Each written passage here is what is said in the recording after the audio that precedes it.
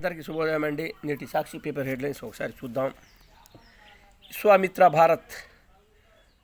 ప్రపంచవ్యాప్తంగా అనిశ్చితి పరిస్థితులున్న నేటి తరుణంలో భారత్ ఒక నూతన ఆశా రేఖగా ఆవిర్భవించిందని ప్రధాని మోదీ చెప్పారు. వినూత్నమైన Covid vaccine. Bengaluru Indian institute of సైంటిస్టులు వినూత్నమైన కోవిడ్-19 వ్యాక్సిన్ను అభివృద్ధి చేశారు. షిండే వర్గమే అసలైన శివసేన.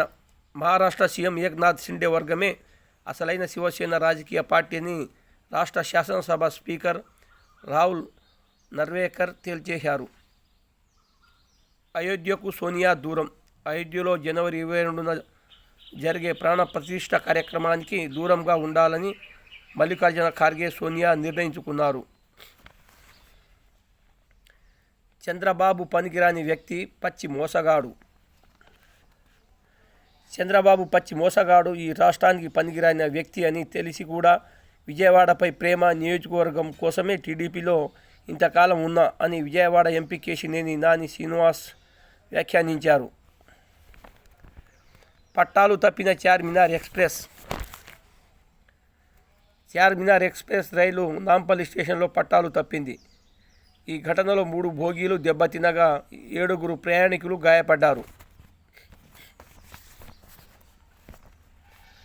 గత పీపీఏలపై నివేదిక ఇవ్వండి. విద్యుత్ శాఖపై సమీక్షలో అధికారులకు ముఖ్యమంత్రి రేవంత్ ఆదేశం. నిబంధనలు, ఈఆర్సీ అనుమతులు, విద్యుత్ కొనుగోలు ధరలు పొందుపరచండి. అధిక ధరతో విద్యుత్ ఒప్పందాలు ఎందుకు చేసుకున్నారో వివరించండి.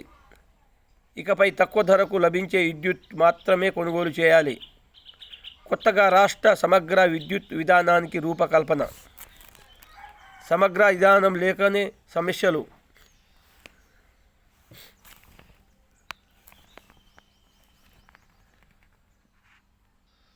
కొత్త టీఎస్పీఎస్సీకి లైన్ క్లియర్. చైర్మన్, 3 సభ్యుల రాజీనామాకు గవర్నర్ ఆమోదం. వీరి స్థానంలో కొత్త వారితో పాటు మరో 5 సభ్యుల నియామకంపై ప్రభుత్వం దృష్టి.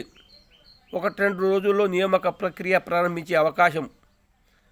కమిషన్ ప్రక్షాళనకు ఇప్పటికే సర్కార్ కసరత్తు. యూపీఎస్సీని సందర్శించిన రేవంత్, ఉత్తమ్, సిఎస్. రాజీనామాల ఆమోదంలో ఎలాంటి జాప్యం జరగలేదన్న రాజ్భవన్.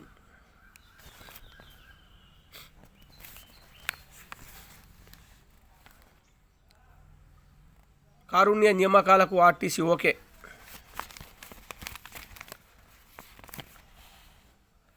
పక్కాగా ధరణి అధ్యయనం. కొత్తగా ఏర్పాటైన కమిటీ యోచన.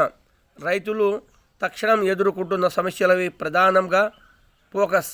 పోర్టల్లో ఎదురవుతున్న సాంకేతికత సమస్యలపై కూడా దృష్టి. నేడు కమిటీ తొలి సమావేశం. భూమాత కార్యాచరణపై నిర్ణయం తీసుకునే అవకాశం. నిషేధిత భూములు పెద్ద సవాల్. వ్యవసాయ భూముల రికార్డుల నుంచి క్రయ విక్రయ లావాదేవీల వరకు అన్ని రకాల అంశాలతో ముడిపడి ఉన్న ధరణి పోర్టల్ను పక్కాగా అధ్యయనం చేసిన తర్వాతే తదుపరి కార్యాచరణకు ఉపక్రమించాలని దీనిపై కొత్తగా ఏర్పాటైన కమిటీ భావిస్తుంది.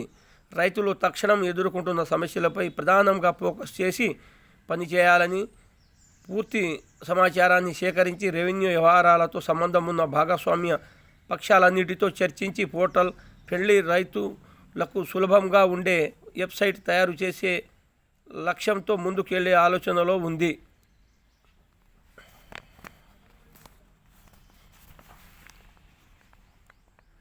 బయో ఫర్టిలైజర్స్ రైతులకు భారంగా గోల్డ్ కంపోస్ట్. ఓటర్ల జాబితాపై టీడీపీకి బోగస్ ప్రచారమే. కేంద్ర ఎన్నికల సంఘం గణాంకాలతో సుస్పష్టం. గత ఏడాది తొలగించిన ఓట్లను పునః సమీక్షించాం. సిఈసి 25 లక్షల ఓట్లలో 0.61% ఓట్ల విషయంలోనే తప్పులు. తెలంగాణలో ఓటుండి ఏపీలో కూడా నమోదు చేస్తున్న కేసులను పరిశీలిస్తున్నాం. 2 చోట్ల ఓట్లుంటే క్రిమినల్ చర్యలు తీసుకుంటాం. కేసీఆర్ రక్తాన్ని చెమటను ధారపోశారు. విధ్వంసమైన తెలంగాణను వికాసం వైపు మళ్లించారు. హామీలు అమలు చేయకుండా నిందలు వేస్తే సహించం. తప్పుడు కేసులకు భయపడేది లేదు. కాంగ్రెస్కు అసలు సినిమా ముందుంది. పాలనపై దృష్టి పెట్టి పార్టీకి తక్కువ సమయాన్ని కేటాయించాం. బీఆర్ఎస్ శ్రేణులతో కేటీఆర్. సమాప్తం.